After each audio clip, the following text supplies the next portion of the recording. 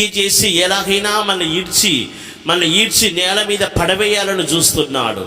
సాతాను యొక్క క్రియలను జయించాలంటే మనలో ఒక అభిషేకం క్రియ చేయాలి. పరిశుద్ధాత్మ శక్తి ద్వారా, పరిశుద్ధాత్మ అభిషేకము ద్వారా సాతానిక క్రియలను ఓడించగలం. ఎంతమంది దేవుని ఆత్మకు స్థలం ఇచ్చుచున్నారు?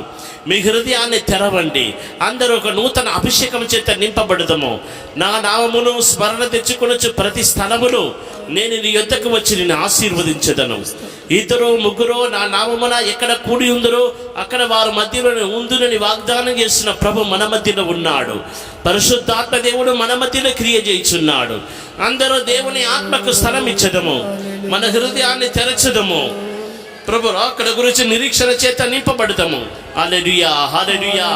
ఏ గడి అయినా యేసయ్య వచ్చినట్లయితే మనం ఎగిరిపోవుటకు సిద్ధంగా ఉండాలి. హల్లెలూయా, హల్లెలూయా, హల్లెలూయా, హల్లెలూయా. వస్తుందండోయ్, వస్తుందండోయ్ యేసయ్య రాకడ వస్తుందండోయ్. త్వరగా యేసయ్య రాకడ వస్తుందండోయ్, వస్తుందండోయ్, వస్తుందండోయ్ యేసయ్య రాకడ వస్తుందండోయ్. త్వరగా యేసయ్య రాకడ వస్తుందండోయ్, వస్తుందండోయ్, వస్తుందండోయ్ యేసయ్య రాకడ వస్తుందండోయ్. త్వరగా యేసయ్య రాకడ వస్తుందండోయ్. హల్లెలూయా.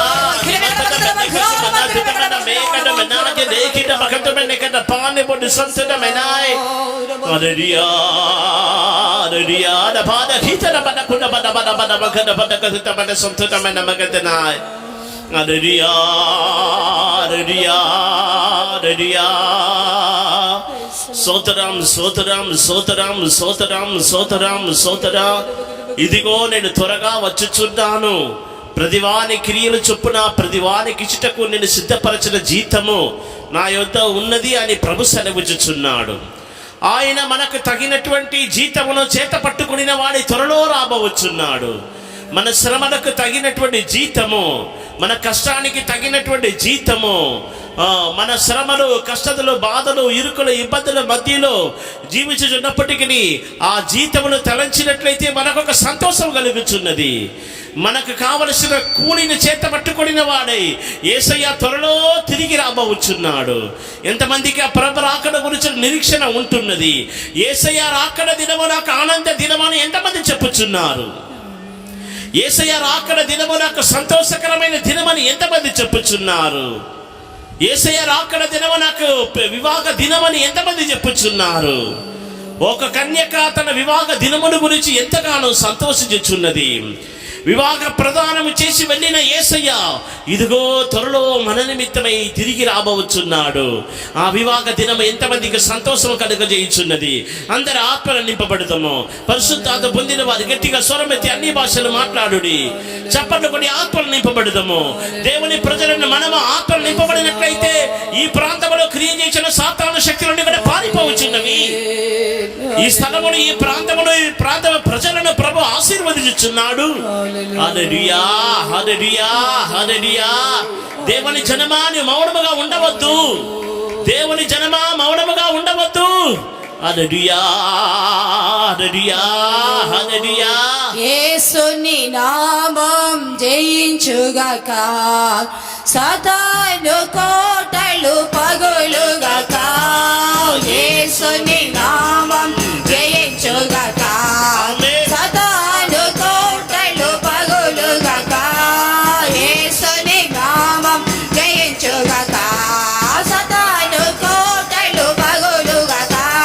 యేసుని నామం జయించుగాక, సాతాను కోటలు పగులుగాక. యేసుని నామం జయించుగాక, సాతాను కోటలు పగులుగాక. హల్లెలూయా, హల్లెలూయా, హల్లెలూయా. ఆమేన్. ఇమతద మెనకసు మనదన మన మేకడ మెనాయ లేహిద పకట మెనకడ పాని బొడ్ సంతద మెనాయ. ఆమేన్, ఆమేన్. స్తోత్రం, స్తోత్రం, స్తోత్రం, స్తోత్రం. హల్లెలూయా. దబాద హితన బద కుడ బద బద బద బంకడ బద కసుత బదాయ. ప్రభు రాకడలో ఎత్తబడవలసిన దేవుని జనమా, నీవు ఒక ప్రకటనతో ఈ దినవల్లో ప్రభు నీకు అనుగ్రహించుచున్న ఈ వాక్య ఉపదేశములను వినవలను. ఒక ప్రకటనతోనే వాక్యమును వినాలి. మనకొక దర్శనముతోనే, మనకు ఉండవలసిన ఉన్నతమైన దర్శనముతోనే ఈ వాక్యమును వినాలి. ఉచితముగా దేవుడు నిన్ను ప్రేమించి నీకు అనుగ్రహించినటువంటి ఈ వాక్య ఉపదేశమును ఒక ప్రకటనతో, ఒక దర్శనముతో, ఒక వాంఛతో నీ వినినట్లయితే నీ జీవితం ఎంతగానో ఆశీర్వదించబడును. మరియా ఆమె యొద్ద నుండి తీసివేయబడని ఉత్తమమైన దాన్ని ఏర్పరచుకొనెను. కారణం ఏంటంటే యేసుప్రభు యొక్క పాదముల యొద్ద కూర్చుని బోధను శ్రద్ధగా వినుచుండెను. అదే ఆమె యొద్ద నుండి తీసివేయబడని ఉత్తమమైనది.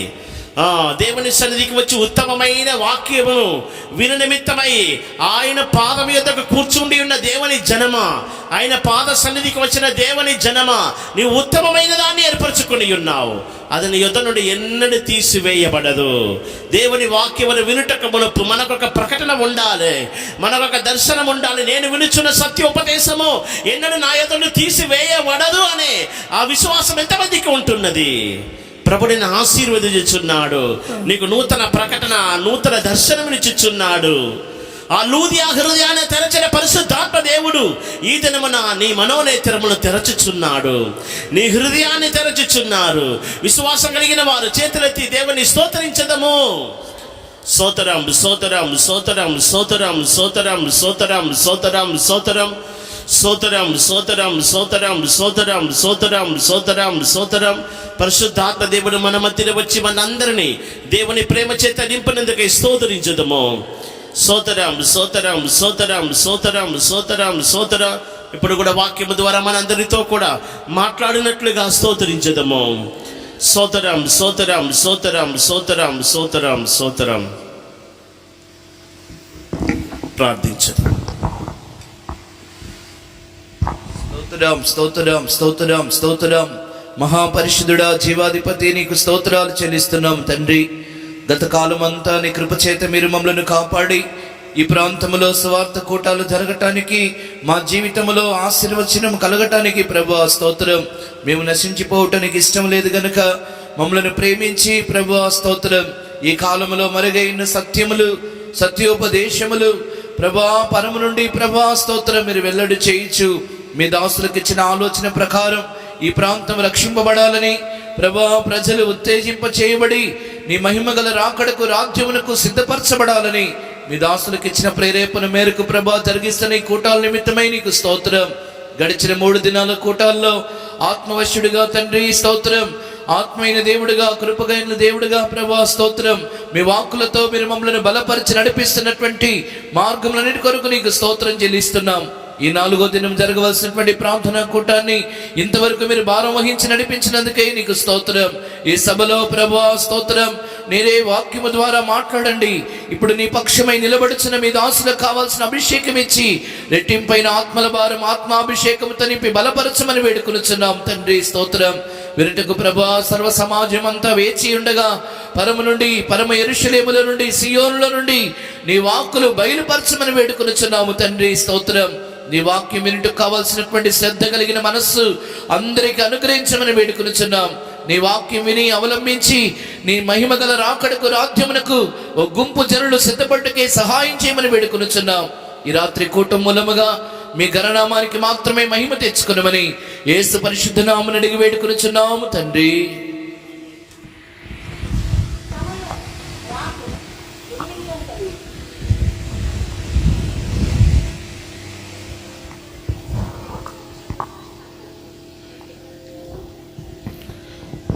హల్లెలూయా.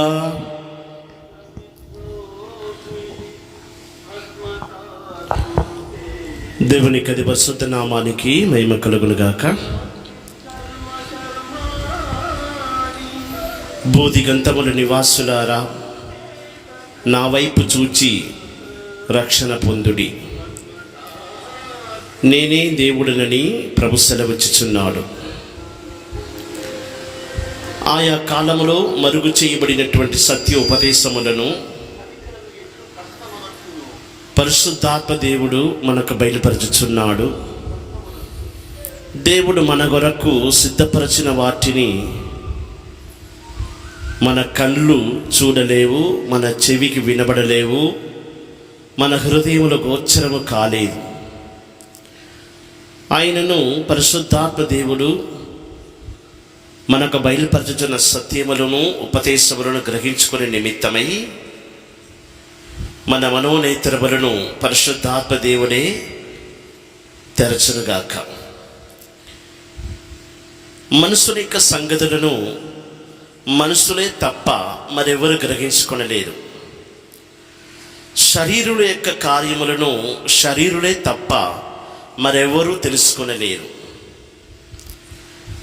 దేవుని సంబంధమైనవి, ఆత్మ సంబంధమైన వాటిని ఆత్మైన వారు తప్ప మరెవరు గ్రహించుకొనలేరు.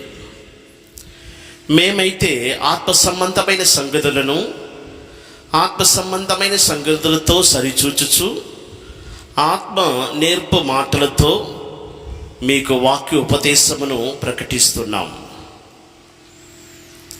దేవునికి అతి పరిశుద్ధ నామానికి స్తోత్రం. ఈ దినములలో సొలొమోను మందిరములో ఉన్నటువంటి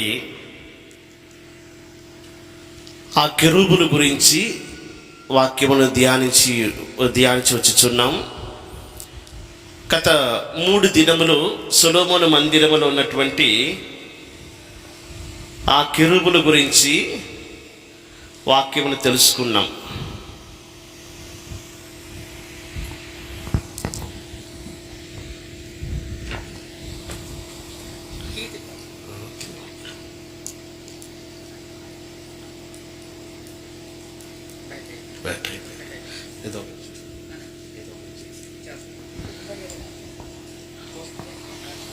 దేవునికి అతి పరిశుద్ధ నామానికి మహిమ కలుగును గాక. ఆ కెరూబులు ఎలాగో అతి పరిశుద్ధ స్థలములో నిలబెట్టబడి ఉన్నవనియు, ఆ కెరూబులు మనకు నేర్పించుచున్న ఉపదేశముల గురించి గత కాలములో వాక్యమును మనం తెలుసుకున్నాం. ఈ 4వ దినములైతే మనము సొలొమోను మందిరములో నిలబెట్టబడినటువంటి 2 స్తంభముల గురించి, ఆ స్తంభముల మీద ఎత్తబడి ఉన్నటువంటి పీటను గురించి వాక్యమును మనం తెలుసుకుందాం. ఈ టేబుల్ కూర్చోబెడతారు. దేవునికి స్తోత్రం. మీరు చూస్తున్నటువంటి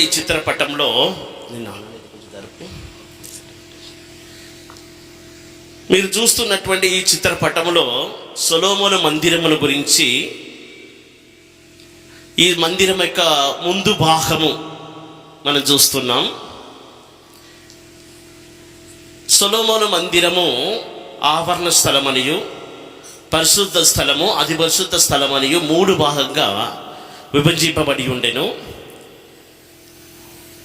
సొలొమోను రాజు దేవుని మందిరము ముందు 2 స్తంభములు నిలబెట్టుచున్నాడు. మీ దూరంలో ఉండి చూస్తే ఈ స్తంభములు కనబడుతున్నాయేమో తెలియదు, కానీ ఈ మందిరము ముందు 2 స్తంభములను నిలబెట్టినట్లుగా చూస్తున్నాం. ఈ స్తంభము మీద ఒక పీట ఎత్తబడి ఉండెను. ఆ పీటను గురించిన మీకు అర్థమైనట్టు ఈ పీటను గురించి ప్రత్యేకంగా ఈ పైన ఉన్నటువంటి చిత్రపటంలో మీకు మేము చూపించి ఉన్నాం. అంటే ఈ పీట, ఈ స్తంభము మీద భాగములో ఎత్తబడినటువంటి ఆ పీటను గురించిన చిత్రపటము ఈ పై భాగములో ప్రత్యేకంగా చూపించబడి ఉన్నది. దేవునికి స్తోత్రం. ఈ సొలొమోను మందిరం ముందు నిలబెట్టబడి ఉన్నటువంటి ఈ 2 స్తంభములు అటు తరువాత ఈ స్తంభముల మీద ఎత్తబడి ఉన్నటువంటి ఈ పీటను గురించిన ఉపదేశము ఈ దినాల్లో మనము తెలుసుకుంటాము. అటు తరువాత ఆవరణ స్థలములో ఉంచబడినటువంటి ఇత్తడి సముద్రము, అంటే ఇత్తడి సముద్రం అనేది ఇక్కడ ప్రత్యేకంగా ఈ చిత్రపటంలో మనం చూస్తున్నాం. ఈ సొలొమోను మందిరములో ఈ ఇత్తడి సముద్రం అనే పేరు పెట్టబడిను. ప్రతిష్ఠపు గుడారమునైతే ఇది గంగారమని పేరు పెట్టబడి ఉండే. దేవునికి స్తోత్రం. దాని గురించి మన తర్వాత సత్యోపదేశం తెలుసుకున్నదేమో. ఈ మందిరం యొక్క ముందు భాగంలో ఉన్నటువంటి 2 స్తంభముల గురించి, ఈ స్తంభముల మీద ఎత్తబడినటువంటి ఈ పీటను గురించి ఈ దినములలో దేవుడు మనకు సమయం అనుగ్రహించిన కొలది వాక్యమును మనం తెలుసుకునేదేమో. దేవునికి స్తోత్రం. మన పరిశుద్ధ గ్రంథమును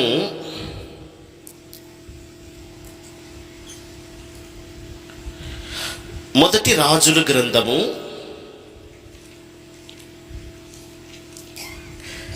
7వ అధ్యాయమునకు తిరుపదను.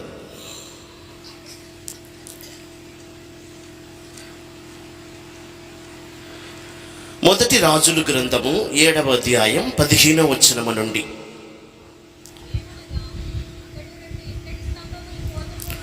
మొదటి రాజుల గ్రంథము 7వ అధ్యాయం 15వ వాక్యము నుండి చదవండి. ఏమనగా అతడు 2 ఇత్తడి స్తంభములు పోత పోసెను. ఒక్కొక్క స్తంభము 18 మూరల నిడివి గలది, ఒక్కొక్కటి 12 మూరల కైవారము గలది. మరియు స్తంభముల మీద ఉంచుటకై ఇత్తడితో 2 పీటలు పోత పోసెను. ఒక పీట యొక్క ఎత్తు 5 మూరలు, రెండవ పీట యొక్క ఎత్తు 5 మూరలు. మరియు స్తంభముల మీదనున్న పీటలకు అల్లిక పని వంటి పనియు గొలుసు పని దండలను చేయబడెను. అవి పీటకు 7 కలిగి ఉండెను. చదువు. ఇలాగున అతడు స్తంభములను చేసి మీది పీటలను కప్పుటకు చుట్టూను అల్లిక పని 2 వరుసలు దానిమ్మ పండ్లతో చేసెను. ఈ ప్రకారముగా అతడు 2వ పీటకును చేసెను. మరియు స్తంభముల మీది పీటలు 4 మూరల మట్టుకు తామర పుష్పము వంటి పనిగలవై ఉండెను. మరియు 2 స్తంభముల మీదనున్న పీటల మీది అల్లిక పని దగ్గరనున్న ఉబ్బెత్తుకు పైగా దానిమ్మ పండ్లుండెను. 200 దానిమ్మ పండ్లు ఆ పీట మీద వరుస వరుసలుగా చుట్టూ నుండెను. ఈ స్తంభములను అతడు పరిశుద్ధ స్థలపు మంటపములో ఎత్తించెను. కుడిపార్శ్వపు స్తంభమును ఎత్తి దానికి యాకీను అని పేరు పెట్టెను. ఎడమ పార్శ్వపు స్తంభమును ఎత్తి దానికి బోయాజు అని పేరు పెట్టెను. ఈ స్తంభముల మీద తామర పుష్పముల వంటి పని ఉండెను. ఇలాగున స్తంభముల యొక్క పని సమాప్తమాయెను. దేవునికి అతి పరిశుద్ధ నామానికి స్తోత్రం. ఈ స్తంభముల గురించిన వివరణ ఈ మొదటి రాజుల గ్రంథము 7వ అధ్యాయం 15వ వాక్యము నుండి మనం చూస్తున్నాం. ఇత్తడితో పోత పోసి పోత పనితో చేయబడినటువంటి 2 స్తంభములను మనం చూస్తున్నాం. ఒక స్తంభానికి పేరు యాకీను అని పేరు పెట్టాను, మరొక స్తంభానికి బోయజు అని పేరు పెట్టాను. ఈ స్తంభములు ఇత్తడితో పోత పనితో పోత పోసి స్తంభములను చేసినట్లుగా చూస్తున్నాం. ఈ స్తంభముల మీద నిలబెట్టబడినటువంటి ఆ పీటను గురించి మనం చూసినట్లయితే ఆ పీట యొక్క ఎత్తు 5 మూరలు ఉన్నట్లుగాను, అల్లిక పని కలిగి ఉన్నట్లుగాను, ఆ పీటల మీద గొలుసు పని వంటి పనియో, అటు తరువాత దానిమ్మ పండ్లు 200 దానిమ్మ పండ్లు కలిగి ఉన్నటువంటి ఆ పీటలను ఆ స్తంభము మీద సొలొమోను రాజు ఎత్తించినట్లుగా చూస్తున్నాం. చూడండి, ఇక్కడ ఉన్నటువంటి ఈ చిత్రపటం అనేది ఈ స్తంభము మీద ఎత్తబడి ఉన్నటువంటి ఆ పీటల గురించిన ప్రత్యేకంగా మనకు అర్థమైనట్లు చూపించబడినటువంటి ఆ పీట యొక్క ఆకారం ఎలాగ ఉంటున్నదని మనం చూస్తున్నాం. దేవునికి అతి పరిశుద్ధ నామానికి స్తోత్రం. అందువలన ఈ మందిరములో ఉన్నటువంటి ఈ స్తంభముల యొక్క ఆత్మ సంబంధమైన అర్థములను మనం తెలుసుకొని, అటు తరువాత ఈ స్తంభముల మీద ఎత్తబడి ఉన్నటువంటి ఈ పీటల గురించిన ఉపదేశమును తెలుసుకొని వాక్యముకి వెలుగులో మనము సమర్పించుకునేదము. సొలొమోను రాజు పాత నిబంధన కాలములో సొలొమోను మందిరములో నిలబెట్టినటువంటి ఈ 2 స్తంభముల గురించిన ఉపదేశం అనేది ఈ కొత్త నిబంధన కాల దేవుని బడులైన మన ప్రతి ఒక్కరి యొక్క జీవితంలో మనం నేర్చుకోవలసిన ఉన్నతమైన ఆత్మీయ ఉపదేశములను బయలుపరచుచున్నది. ఎందుకంటే ప్రకటన గ్రంథము 3వ అధ్యాయం యేసయ్య ఏమని చెప్పుచున్నాడంటే, ప్రకటన గ్రంథము 3వ అధ్యాయం 12వ వాక్యం చదువునట్లయితే, ప్రకటన గ్రంథము 3వ అధ్యాయం 12వ వచనము. జయించు వానిని నా దేవుని మందిరములో ఒక స్తంభముగా చేసెదను. అందులో నుండి వాడు ఇక మీదట ఎన్నటికి నీ వెలుపలికి పోడు. మరియు నా దేవుని పేరును పరలోకములో నా దేవుని యొద్ద నుండి దిగివచ్చుచున్న నూతనమైన యెరూషలేమును నా దేవుని పట్టణపు పేరును నా క్రొత్త పేరును వాని మీద వ్రాసెదను. దేవుని పరిశుద్ధ నామానికి మహిమ కలుగును గాక. జయించు వాణ్ణి నా దేవుని మందిరములో నేను ఒక స్తంభముగా చేసెదను. సొలొమోను మందిరములో ఈ స్తంభములు నిలబెట్టబడి ఉన్నవి. పాత నిబంధన కాలములో అక్షర ప్రకారమైన రీతిగా సొలొమోను కట్టినటువంటి ఆ మందిరములో 2 స్తంభములు నిలబెట్టి ఉన్నాడు. యేసయ్య ఏమని చెప్పుచున్నాడు? ప్రకటన గ్రంథము 3వ అధ్యాయం 12వ వచనములో, ఈ కొత్త నిబంధన కాలంలో ఎవరు జయించుచున్నారో జయించు వాణ్ణి నా దేవుని మందిరములో, అలాగే సొలొమోను మందిరం కట్టి ఎలాగో స్తంభము నిలబెట్టి ఉన్నాడో అదే ప్రకారం నా దేవుని మందిరములో జయించు వాణ్ణి ఒక స్తంభముగా చేసదని అంటున్నాడు. దేవునికి పరిశుద్ధ నామానికి స్తోత్రం. అలాగైతే పాత నిబంధన కాలములో నిలబెట్టబడి ఉన్నటువంటి ఈ స్తంభములు ఈ కొత్త నిబంధన కాలములో జయ జీవితం చేస్తున్న ప్రతి దేవుని బిడ్డలకు సాదృశ్యంగా కనబడుచున్నది. ప్రియమైన దేవుని బిడ్డ, నీవు జయించినట్లయితే, వాక్యమును అనుసరించి ఒక జయ జీవితం చేసినట్లయితే నువ్వే స్తంభముల వంటి వాడవు. ఈ స్తంభం యొక్క ఉపదేశం అనేది నీ పట్ల నెరవేర్చబడి నిమిత్తమై నీవు సమర్పించుకున్నట్లయితే జయించు వాణ్ణి నా దేవుని మందిరములో ఒక స్తంభముగా చేసదని యేసయ్య అన్నట్టు దేవుని మందిరములో నీవు స్తంభముగా నిలబడగలవు. దేవునికి పరిశుద్ధ నామానికి స్తోత్రం. దీని గురించి మనం ఎన్నో స్తంభముల గురించి ఈ పరిశుద్ధ గ్రంథములో మనం చూస్తున్నాం. గత 2 వారాలకు ముందు మనము సంఘములో వాక్యం విని ఉన్నాం. యాకోబు ఒక రాయిని తలగడగా చేసుకొని తల వాచుకొని అక్కడ పరుండి నిద్రిస్తున్నాడు. మరుసటి దినము ఉదయం లేచి ఆ రాయిని స్తంభముగా నిలబెట్టి తల మీద ఆ స్తంభం మీద నూనె పోసి అభిషేకించి ఆ రాయిని స్తంభముగా నిలబెట్టుచున్నాడు.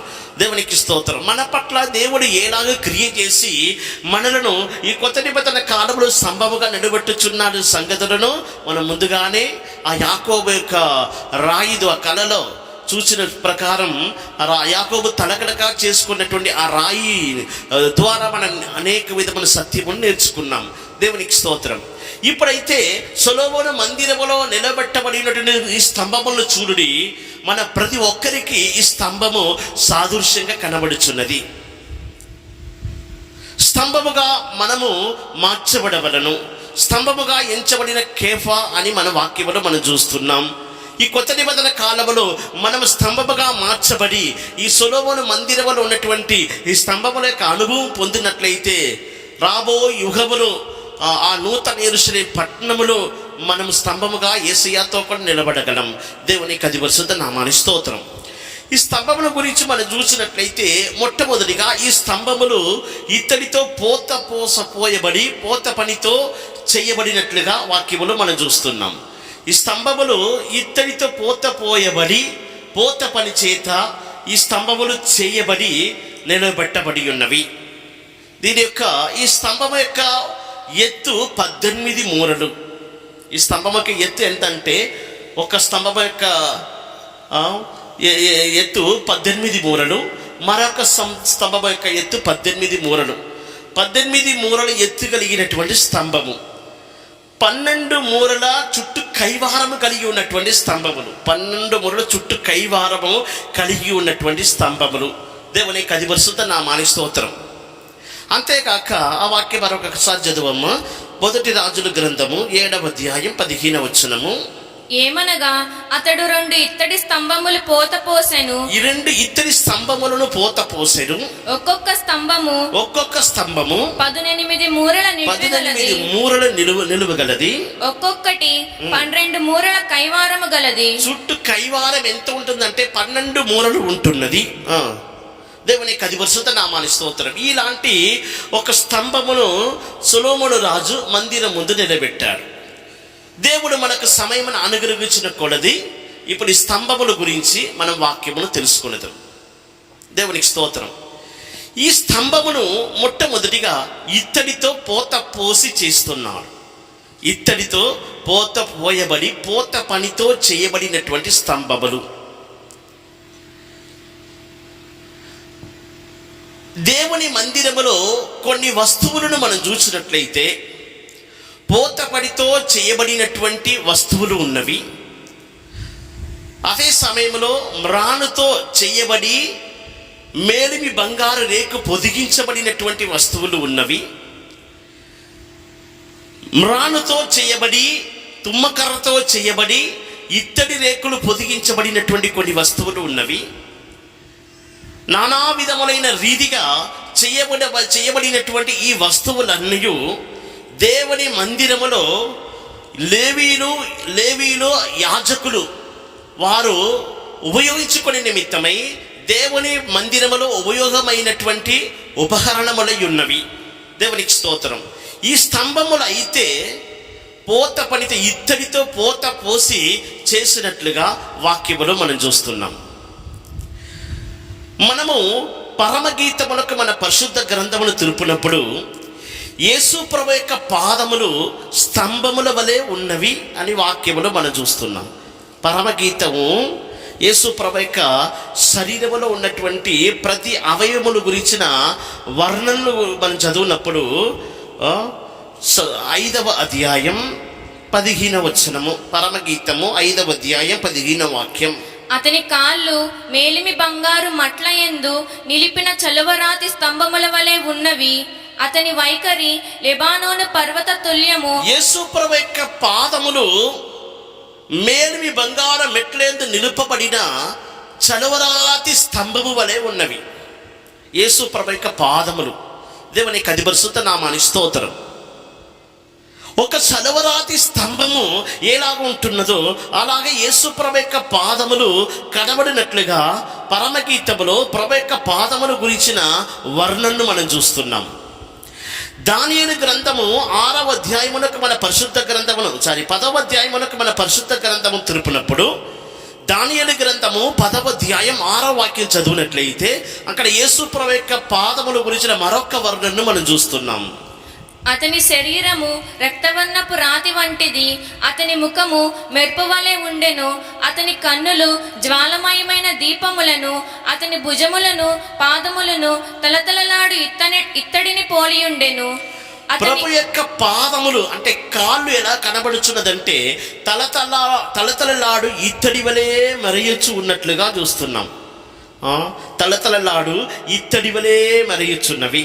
ప్రకటన గ్రంథము మొదటి అధ్యాయం 15వ వాక్యం చదివినట్లయితే ఆయన పాదములు కొలిమిలో పుటము వేయబడి మెరయుచున్న అపరంజితో సమానమై ఉండెను. పరమగీతములు ఏమని చదువుచున్నాం? యేసు ప్రభు యొక్క పాదములు మేలిమి బంగారం మెట్లేందు నిలుపబడిన చలువరాతి స్తంభం వలె కనబడుచున్నది.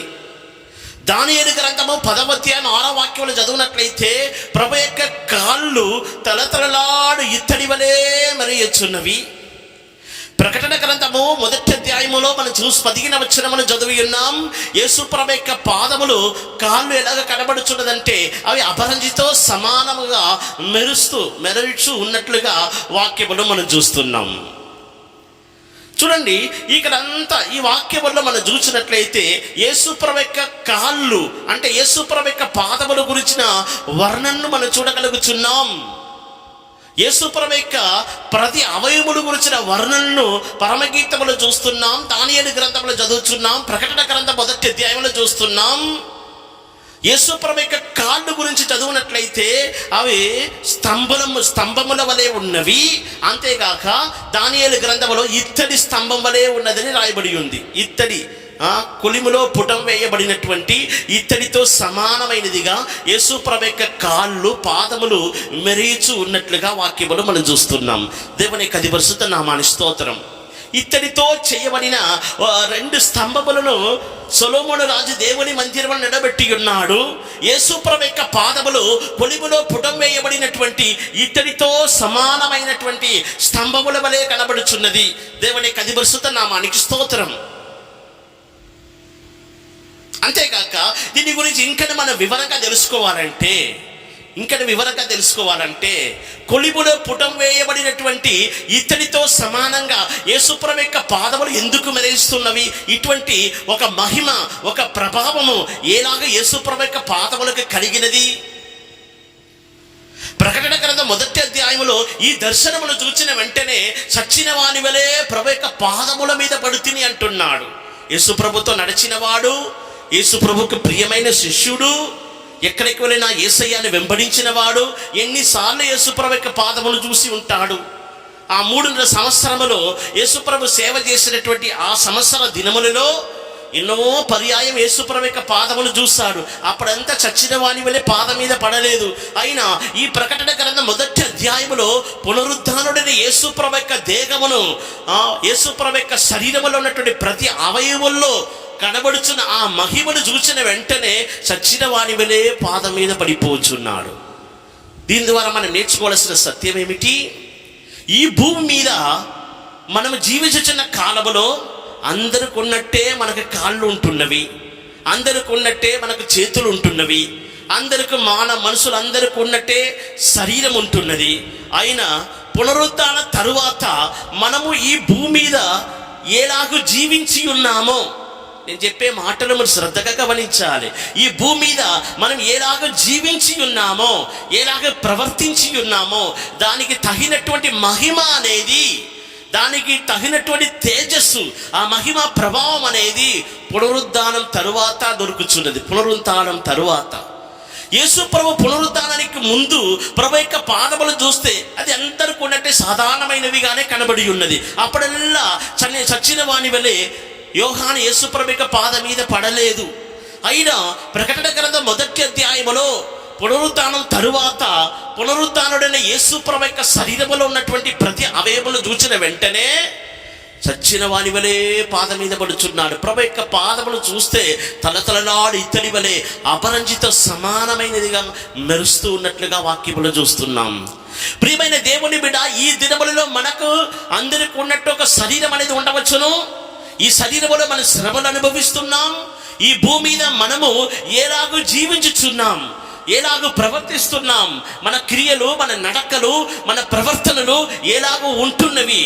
ఈ భూమి మీద మన జీవించుచున్న కాలములో దేవుని కొరకు నడుచుచు మన పాదములు కొలిమిలో పుటం వేయబడినట్టు, కొలిమి ఎంతగా అగ్నితో నిండినట్టు ఉంటున్నది, ఎంత వేడి ఉంటుంది కొలిమిలో, మన పాదములు ఆ కొలిమిలో పుటం వేయబడినట్టు కనబడినట్లయితే, ఆ దేవుని వాక్యము నిమిత్తమై, సత్య ఉపదేశము నిమిత్తమై మన పాదముల కొలిమిలో పుటం వేయబడినట్టు ఉన్నట్లయితే దేవునికి స్తోత్రం.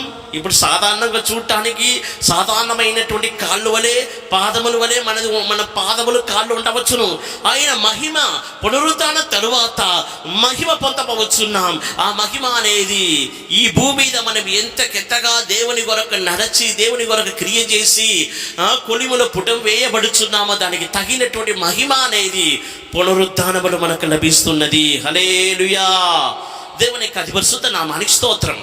యేసు ప్రభు యొక్క పాదములు ఇత్తడితో సమానమైనటువంటి, ఇత్తడితో అపరంజితో సమానముగాను, కొలిమిలో పుటం వేయబడినటువంటి ఇత్తడితో సమానమైనదిగా మెరుస్తూ ఉన్నది. ఆయన పాదములు మేలిమి బంగారం మెట్లేంత నిలుపబడిన చలువరాతి స్తంభం వలె కనబడుచున్నది. యేసు ప్రభు యొక్క పాదములు స్తంభముల వలె ఉన్నట్లుగా వాక్యములు మనం చూస్తున్నాం. ఇత్తడి స్తంభం వలె, ఇత్తడి కొలిములో పుటం వేయబడిన ఇత్తడితో సమానమైనవిగా యేసు ప్రభు యొక్క పాదములు, కాళ్ళు కనబడుచున్నవి. ఇత్తడి అని అన్నప్పుడు దానికి ఒక విశేషత ఉంటున్నది. ఆ ప్రతిచూపు గుడారమున మనం చూసినట్లయితే చేయబడినటువంటి వస్తువులన్నిటినీ మనం గమనించినట్లయితే తుమ్మకర్రతో చేసి మేలిమి బంగార రేకు పొదిగించాలి. అయినా బలిపీఠమును మాత్రం చేసినప్పుడు తుమ్మకర్రతో చేసి ఇత్తడి రేకు పొదిగించాలి. చదవండి, నిర్గమకాండము 27వ అధ్యాయం 1వ వాక్యం. మరియు 5 మూరల పొడుగు 2వ వచనం.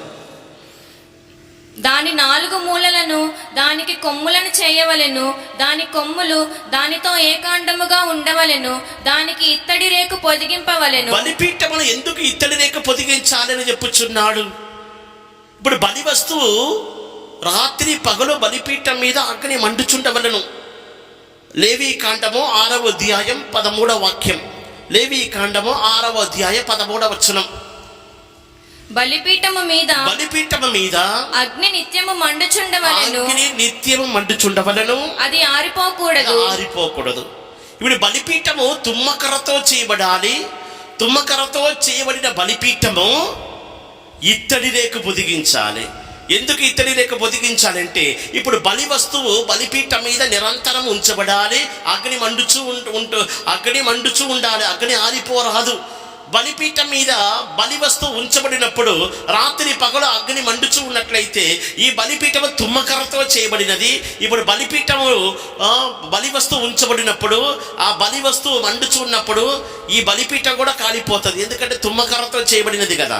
కర్రతో చేస్తే బలి వస్తువు అర్పించబడినప్పుడు అగ్ని మండుచూ ఉన్నప్పుడు ఈ బలిపీఠం కూడా కాలిపోతుంది. అందుకే దేవుడు ఏమన్నాడంటే ఈ తుమ్మకర్రతో చేయబడిన బలిపీఠముల చుట్టూ అసలు కర్ర కనబడవద్దు, చెక్క కనబడవద్దు, మ్రాను కనబడవద్దు. మొత్తం చుట్టూ ఇత్తడి రేకు పొదిగించాలి. ఎందుకంటే ఇత్తడికి ఒక గుణం ఉంటున్నది. ఏం గుణము? అగ్నికి తట్టుకునే గుణం. ఇత్తడికి అగ్ని తట్టుకుంటుంది. ఎంత అగ్ని అయినా సరే ఇత్తడి ఏం చేస్తుంది? తట్టుకుంటుంది, సహిస్తుంది. దేవునికి స్తోత్రం. ఈ స్తంభమును ఇత్తడి స్తంభమును నిలబెట్టి ఉన్నాడు. ఇత్తడితో పోత పోసి దేవునికి స్తోత్రం. ఈ భూమి మీద మనము ఈ బలిపీఠం వంటి వారమైతే ఎంత అగ్ని వంటి శోధనలు, ఎంత అగ్ని వంటి బాధలు, ఎన్ని కష్టాలు వచ్చినా మనము కూడా తట్టుకోవాలంటే మనకేమి కావాలి? దేవునికి కృప కావాలి. అవునా కాదా? ఆ బలిపీఠము కాలిపోకుండా ఉండినట్లు అసలు మ్రాను కనబడవద్దు, చెక్క అనేది అంత కనబడవద్దు. మొత్తం ఇత్తడి రేకు పొదిగించబడాలి. ఎక్కడైనా కొంచెం మ్రాను కనబడినట్లయితే ఆ బలిపీఠం కాలిపోతుంది, తప్పకుండా కాలిపోతుంది. అందువలన ఆ అగ్నికి తట్టుకునే నిమిత్తమై, ఆ అగ్నిని సహించుకునే నిమిత్తమై ఆ ఇత్తడి కావాలి, ఇత్తడి రేకు పొదిగించాలి. అదే ప్రకారం మనం అగ్ని వంటి శోధనలో మనం తట్టుకోవాలంటే, అగ్ని వంటి శోధనలో మనం నిలిచి ఉండాలంటే మనకు దేవుని యొక్క కృప కావాలి. ఏం కావాలి? అందరు గట్టిగా చెప్పండి. దేవుని యొక్క కృప. హల్లెలూయా. అందుకే ఈ ఇత్తడి అనేది దేవుని యొక్క అమూల్యమైన కృపకు సాదృశ్యం. ఇత్తడి దేనికి సాదృశ్యం? కృపకు సాదృశ్యం. బంగారం అనేది విశ్వాసానికి సాదృశ్యం. 1 పేతురు 1వ అధ్యాయం 7వ వచనములో నశించిపోయే స్వర్ణము మీ అమూల్యమైన విశ్వాసము అని మనం చూస్తున్నాం. స్వర్ణం అనేది, బంగారం అనేది విశ్వాసమునకు సాదృశ్యం. వెండి అనేది విమోచనకు సాదృశ్యం. ఇత్తడి అనేది కృపకు సాదృశ్యం. దేవునికి అది పరిశుద్ధ నామానికి స్తోత్రం. ఈ స్తంభములు చేసినప్పుడు ఇత్తడితో పోత పోసి చేయాలి. ఈ స్తంభము నిలబెట్టబడిన విధానమును మనం చూసినట్లయితే పోత పోయబడాలి, పోసి ఇత్తడి పోతపడితో చేయబడాలి. క్లుప్తంగా ఒకే మాటలో చెప్పాలంటే దేవుని యొక్క కృప అనేది నీలో కుమరించబడుచున్నది. దేవుని యొక్క కృప అనేది నీలో పోత పోయబడుచున్నది. ఎప్పుడు దేవుని యొక్క కృప అనేది నీలో సమృద్ధిగా పోయబడుచున్నదో అప్పుడు మాత్రమే నీ దేవుని యొక్క మందిరములో స్తంభముగా నిలబడగలవు. జయించువాన్ని నా దేవుని మందిరములో స్తంభముగా చేస్తదనని యేసయ్య చెప్పుచున్నాడు. మనము దేవుని యొక్క మందిరములో, దేవుని యొక్క సన్నిధిలో స్తంభముగా నిలబడాలంటే దేవుని యొక్క కృప మన మీద కుమరించబడాలి. గట్టిగా హల్లెలూయా చెప్పండి. దేవుని యొక్క అమూల్యమైన కృప ఎంతకంతగా మన మీద కుమరించబడుచున్నదో అంతకంతగా మనము స్థిరముగా నిలబడగలం. శోధనకు సహించి, శోధనకు తట్టుకొని, ఎన్ని బాధలు వచ్చినా, ఇరుకులు ఇబ్బందులు వచ్చినా, నిందల అవమానములు వచ్చినా అన్నిటికీ తట్టుకునే శక్తి ఈ ఇత్తడిలో ఉంటున్నది. దేవునికి అది పరిశుద్ధ నామానికి స్తోత్రం.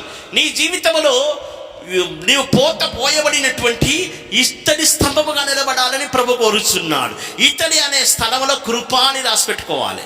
ఇత్తడి అనే స్థలంలో ఏమని రాసిపెట్టుకోవాలి?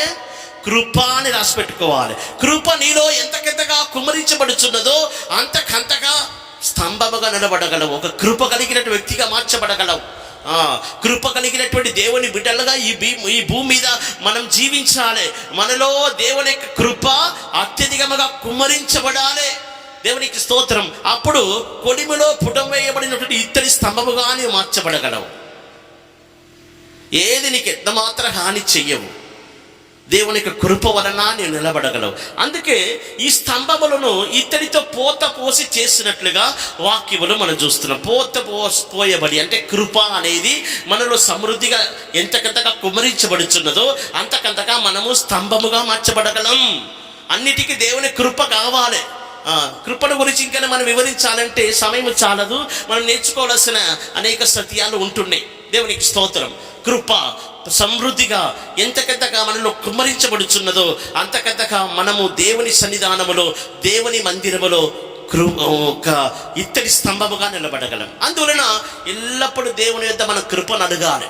ప్రభువా నాకు కృపను దయచేయి, మీ కొరకు నిలబడుటకు నాకు కృపను దయచేయి, మీ కొరకు శ్రమ పడుటకు నాకు కృపను అనుగ్రహించుము. కులిమిలో పుట్టవేయబడినప్పుడు చక్కగా నిలబడే ఒక ఇత్తడి స్తంభముగా మార్చబడాలని నాకు కృపను అనుగ్రహించుము. ప్రతి దానికి కృప ఉంటున్నది. నేను వాక్యం చెప్పాలంటే దానికి కృప కావాలి. మీరు బైబిల్ చదవాలంటే దానికి కృప కావాలి. దేవుని వాక్యంను గ్రహించుకోవాలని దాని వెంట కృప ఉండాలి. ఎంతకంతగా మనం కృపను పొందుకొనుచున్నామో అంతకంతగా దేవునికి అమూల్యమైన ఆశీర్వాదములన్నిటికీ మన వారసులుగా మార్చబడగలం. దేవునికి స్తోత్రం. అందువలన కృప మనలో కుమ్మరించబడుటయే ఈ ఇత్తడి స్తంభము బయలుపరచుచున్నది. ఇత్తడితో పోత పోసి ఈ స్తంభమును చేసినట్లుగా చూస్తున్నాం. రెండవదిగా మనం చూసినట్లయితే ఇదే వాక్యమును మనము ఇర్మియా గ్రంథము 52వ అధ్యాయము 11వ వచనములో 21వ వచనములో చూస్తున్నాం. చదవండి. ఇర్మియా గ్రంథము 52వ అధ్యాయం 21వ వచనం. వాటిలో ఒక్కొక్క స్తంభము 18 మూరల ఎత్తుగలది. 18 మూరల ఎత్తుగలది. 12 మూరల నూలు దాని చుట్టూ తిరుగును. దాని దళసరి 4 వ్రేళ్లు, అది గుల్లది. దేవునికి స్తోత్రం. చూడండి, ఈ ఇర్మియా గ్రంథము 52వ అధ్యాయము 21వ వచనములో సొలొమోను రాజు చేసినటువంటి నిలబెట్టినటువంటి ఈ స్తంభముల గురించి చెప్పబడి ఉన్నది. ఈ స్తంభముల యొక్క ఎత్తు 18 మూరలు. దేవునికి స్తోత్రం. ఈ స్తంభముల యొక్క ఎత్తు ఎంత? 18 మూరలు కలిగి ఉన్నవి. 12 మూరల నూలు దీని చుట్టూ కైవారము.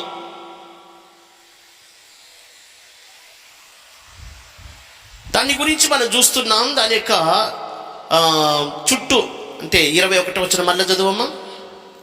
వాటిలో ఒక్కొక్క స్తంభము 18 మూరల ఎత్తుగలది. 18 మూరల ఎత్తుగలది. 12 మూరల నూలు దాని చుట్టూ తిరుగును. 12 మూరల నూలు దాని చుట్టూ తిరుగును. దాని దళసరి 4 వ్రేళ్లు, 4 వ్రేళ్లు, అది గుల్లది.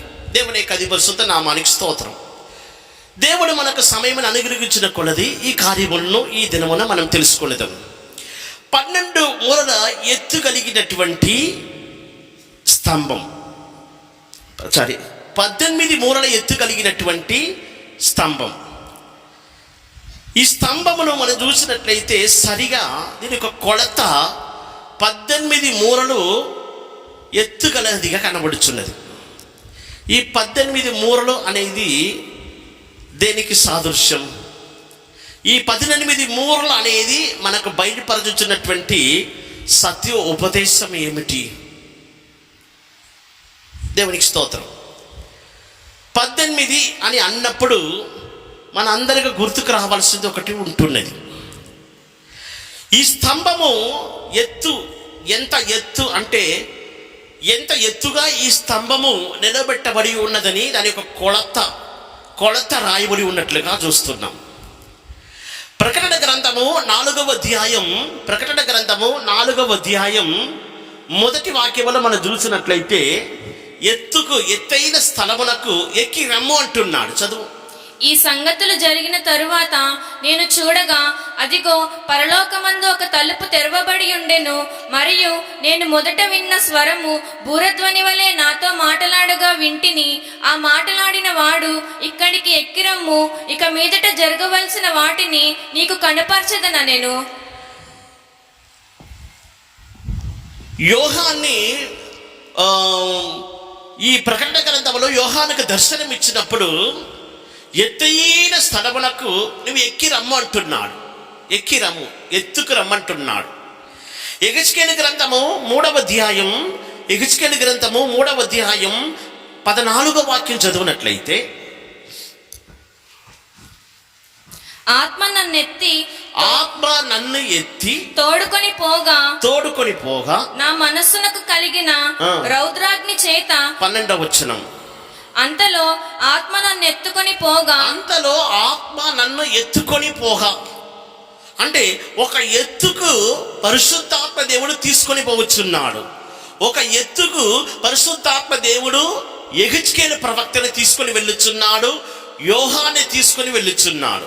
పాత నిబంధన కాలములో భక్తులందరినీ మనం గమనించి చూసినట్లయితే ఆత్మ వశులుగా మార్చబడిన వారు. ప్రకటన గ్రంథము 4వ అధ్యాయం 2వ వాక్యములో నేను వెంటనే ఆత్మవశుడనైతిని అంటున్నాడు. వాక్యం చదువు. వెంటనే నేను ఆత్మవశుడనైతిని. ఎక్కడెల్లా నీవు ఎక్కి రమ్ము అని చెప్పబడి ఉన్నదో అక్కడెల్లా పరిశుద్ధాత్మ యొక్క వశములోనికి భక్తులు రావాలని కోరుకుంటున్నారు. భక్తులు ఆ ఆత్మ వశములోనికి వచ్చుచున్నారు. యెహెజ్కేలు చూసినట్లయితే ఎత్తుకొని వచ్చున్నాడు. ఎత్తైన ప్రదేశానికి ఆత్మ పరిశుద్ధాత్మ దేవుడు ఏం చేస్తున్నాడంటే యెహెజ్కేలు ప్రవక్తని ఎత్తుకొని వచ్చున్నాడు. దేవునికి స్తోత్రం. ఎక్కడెల్లా పరిశుద్ధాత్మ యొక్క క్రియలను మనం గమనించుచున్నామో అక్కడెల్లా ఒక ఎత్తు అనేది కనబడినట్లుగా చూస్తున్నాం. ఎక్కడెల్లా పరిశుద్ధాత్మ యొక్క క్రియలను మనం చూస్తున్నామో అక్కడెల్లా తమ భక్తులను పరిశుద్ధాత్మ దేవుడు ఎత్తుకు తీసుకొని వచ్చున్నాడు. ఈ స్తంభముల యొక్క ఎత్తు 18 మూరలు ఉంటున్నదని మనం చూస్తున్నాం. గట్టిగా ఒక హల్లెలూయా చెప్పండి. ఈ పరిశుద్ధాత్మ దేవుడు మనల్ని ఎత్తుకొని వచ్చున్నటువంటి ఒక ఎత్తు, ఒక కొలత ఉంటున్నది. అందరూ గ్రహించుకోవాలి. ఈ కొత్త నిబంధన కాలంలో పరిశుద్ధాత్మ దేవుడు మనల్ని ఎత్తుకొని వచ్చున్న ఒక కొలత ఉంటున్నది. అదే 18 మూరలు. ఎవరు స్తంభముగా మార్చబడగలరు? ఆత్మ అయిన వారు. పరిశుద్ధాత్మ దేవుడు ఈ 18 మూరల ఎత్తుకు ఎవరిని తీసుకొని వెళ్ళుచున్నారో వారే ఈ స్తంభముగా మార్చబడగలరు. దేవుని కది పరిశుద్ధ నామాని స్తోత్రం. పరిశుద్ధ పౌలు ఏమని చెప్పుచున్నాడంటే తన జీవితంలో నేను 3వ ఆకాశానికి కొనిపోబడుతుని అంటున్నాడు. 3వ ఆకాశానికి నేను కొనిపోబడుతుని. 3వ ఆకాశానికి పరిశుద్ధ పౌలు కొనిపోబడుచున్నాడంటే ఆ ఎత్తు ఎంత ఉంటుంది? ఒకసారి మనం ఆలోచించి చూస్తే 2 కొరింథీయులకు రాసిన పత్రిక 12వ అధ్యాయం 1వ వచనం నుండి, అతిశయపడుట నాకు తగదు గాని అతిశయపడవలసి వచ్చినది ప్రభు దర్శనములను గూర్చియు ప్రత్యక్షతలను గూర్చియు చెప్పుదును. క్రీస్తునందున్న యొక్క మనిషిని నేను ఎరుగుదును. అతడు 14 సంవత్సరముల క్రిందట 3వ ఆకాశమునకు కొనిపోబడెను. అతడు శరీరముతో కొనిపోబడెనో నేను ఎరుగను. శరీరము లేక కొనిపోబడెనో నేను ఎరుగను. అది దేవునికే తెలియను. అట్టి మనిషిని నేను ఎరుగుదును. అతడు పరదేశంలోనికి కొనిపోబడి వంచింప సఖ్యము కాని మాటలు వినెను. ఆ మాటలు మనుష్యుడు పలకకూడదు. అతడు శరీరముతో కొనిపోబడెనో శరీరము లేక కొనిపోబడెనో నేను ఎరుగను. చూడండి, పరిశుద్ధ పౌలు తన జీవితంలో ఏ ఎత్తుకు కొనిపోబడ్డాడని మనం చూస్తున్నాం. 3వ ఆకాశం శరీరంలో వెళ్ళాడో, శరీరం గాక ఆత్మరూపిగా వెళ్ళాడో అది నాకు తెలియదు అంటున్నాడు. 3వ ఆకాశమునకు పౌలు కొనిపోబడుచున్నాడంటే పరిశుద్ధ పౌలు యొక్క ఆత్మీయ ఎత్తు ఎంత ఉంటున్నది. దేవుని కది పరిశుద్ధ నామాని స్తోత్రం. నాకు కలిగినటువంటి ప్రత్యక్షతల గురించి, నాకు కలిగినటువంటి దర్శనముల గురించి నేను అతిశయించుచున్నానంటున్నాడు. దేవుని కది పరిశుద్ధ నామాని స్తోత్రం. ఎంత ఎత్తుకు పౌలు కొనిపోబడ్డాడంటే 3వ ఆకాశం వరకు ఎత్తబడ్డాడు. ఆత్మవశుడుగా మార్చబడి ఆ పరదేశుకు కొనిపోబడ్డాడు. అక్కడ వరకు 3వ ఆకాశం అనే ఆ ఎత్తు వరకు కొనిపోబడ్డాడు. దేవుని కది పరిశుద్ధ నామాని స్తోత్రం. ఎవరు దేవుని యొక్క మందిరములో స్తంభముగా మార్చబడగలరు? ఎవరు దేవుని యొక్క మందిరములో ఈ ఇత్తడి స్తంభముగా నిలవబెట్టబడగలరు? 18 మూరల ఎత్తు కలిగినటువంటి స్తంభములను సొలొమోను రాజు దేవుని మందిరమును నిలబెట్టి ఉన్నాడంటే దేవుని కది పరిశుద్ధ నామానికి స్తోత్రం. ఆత్మ పరిశుద్ధాత్మ దేవుడు తమ భక్తులను ఉన్నతమైన స్థలములకు ఆత్మవశులుగా మార్చి అంటే ఎత్తైన స్థలములకు ఎత్తుకొని పోవచ్చున్నాడు. ఆత్మ నన్ను ఎత్తుకొని పోగా దేవుని యొక్క పరిశుద్ధ నామానికి మహిమ కలుగునుగాక. ఈ 18 సంఖ్య ఎట్లా వచ్చింది?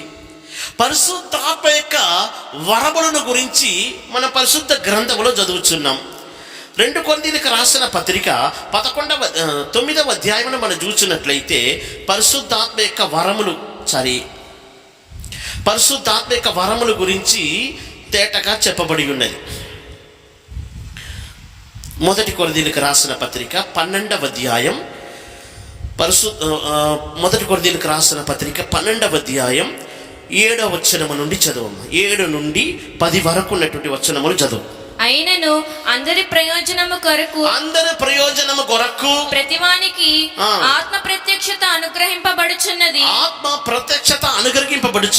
ఎలాగనగా ఒకనికి ఆత్మ మూలముగా బుద్ధివాక్యమును, మరి ఒకనికి ఆత్మను అనుసరించిన జ్ఞానవాక్యమును, మరి ఒకనికి ఆత్మ వల్లనే విశ్వాసమును, మరి ఒకనికి ఆ ఒక్క ఆత్మ వల్లనే స్వస్థపరచు వరములను, మరి ఒకనికి అద్భుత కార్యములను చేయు శక్తియు, మరి ఒకనికి ప్రవచన వరమును, మరి ఒకనికి ఆత్మల వివేచనయు, మరి ఒకనికి నానావిధ భాషలను, మరి ఒకనికి భాషల అర్థము చెప్పు శక్తియు అనుగ్రహింపబడి ఉన్నవి. పరిశుద్ధాత్మ యొక్క క్రియలను గురించి ఈ 1 కొరింథీయులకు రాసిన పత్రిక 12వ అధ్యాయంలో పౌలు వివరించుచున్నాడు. ఆ 7వ వాక్యం ఒకసారి చదువమ్మా.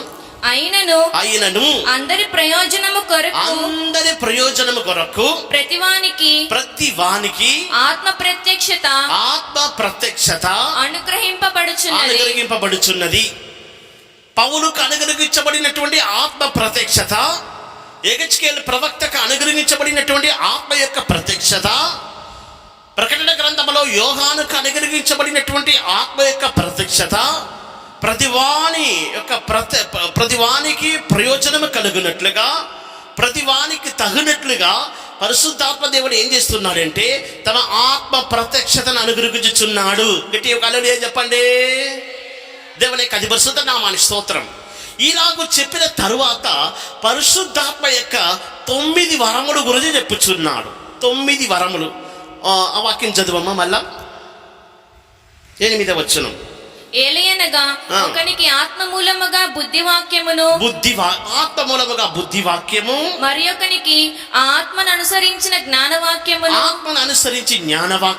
మరి ఒకనికి ఆత్మ వలననే విశ్వాసమును, ఆత్మ మూలముగా విశ్వాసము, మరి ఒకనికి ఆ ఒక్క ఆత్మ వలననే స్వస్థపరచు వరములను, 4వదిగా ఆత్మ మూలముగా స్వస్థపరచు వరములు, మరి ఒకనికి అద్భుత కార్యములను చేయు శక్తియు, 5వదిగా ఆత్మ మూలముగా అద్భుతములు చేసే శక్తి, మరి ఒకనికి ప్రవచన వరమును, 6వదిగా ప్రవచన వరము, మరి ఒకనికి ఆత్మల వివేచనయు, 7వదిగా ఆత్మ వివేచన, మరి ఒకనికి నానావిధ భాషలను, 8వదిగా నానా భాషలు, మరి ఒకనికి భాషల అర్థము చెప్పు శక్తియు, 9వ వరం ఏంటి?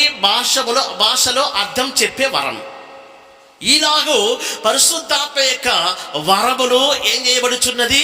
ప్రతి ఒక్కరికి వాని యొక్క ప్రయోజనము తగినట్లుగా 9 వరాలు అనుగ్రహించబడుచున్నది. ఎన్ని వరాలు? గట్టిగా చెప్పండి.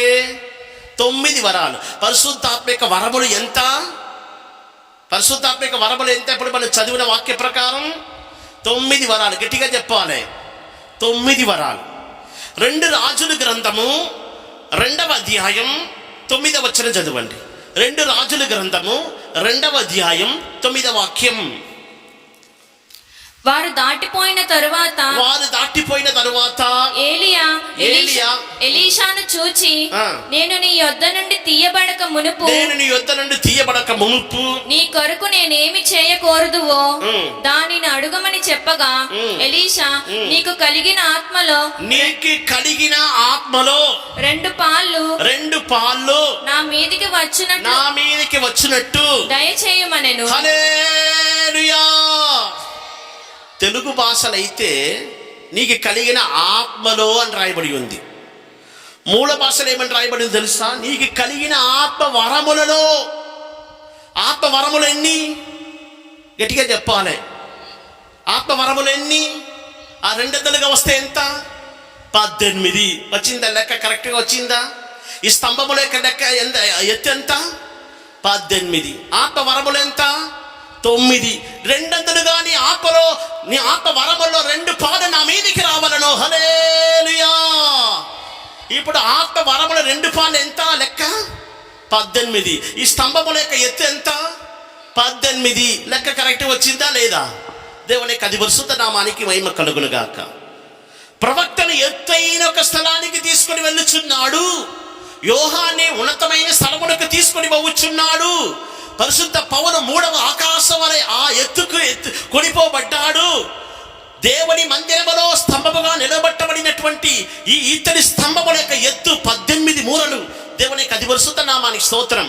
క్లుప్తంగా ఒకే మాట చెప్పాలంటే ఆత్మ వరములు 9, 2 పాలు మన మీదికి రావాలంటే 18 అనే సంఖ్య మన పట్ల నెరవేర్చబడుచున్నది. దేవునికి అది పరిశుద్ధ నామానికి స్తోత్రం. 18 అనే సంఖ్య ఆత్మ వరముల్లో 2 పాలు బయలుపరుస్తుంది. హల్లెలూయా. ఎవరు దేవుని మందిరములో స్తంభముగా నిలబడగలరు? ఆత్మ వరములు 200 ఆత్మలు, ఏలి ఆత్మ 200గా పొందుకున్న వాళ్ళు మాత్రమే.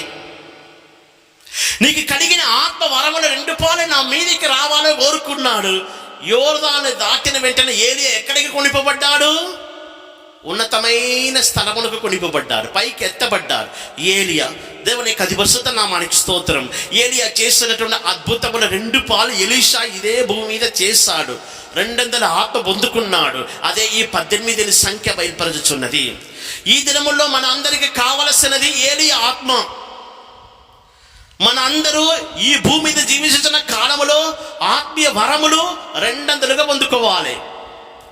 ఎవరు ఆత్మీయ వరములు 200గా పొందుకొని ఈ భూమి మీద ప్రకాశించుచున్నారో వారే దేవుని మందిరములో స్తంభముగా నిలబడగలరు. దేవుని ఆత్మ నిన్ను ఒక ఎత్తైన ప్రదేశానికి తీసుకొని పోవాలని కోరుకుంటున్నాడు.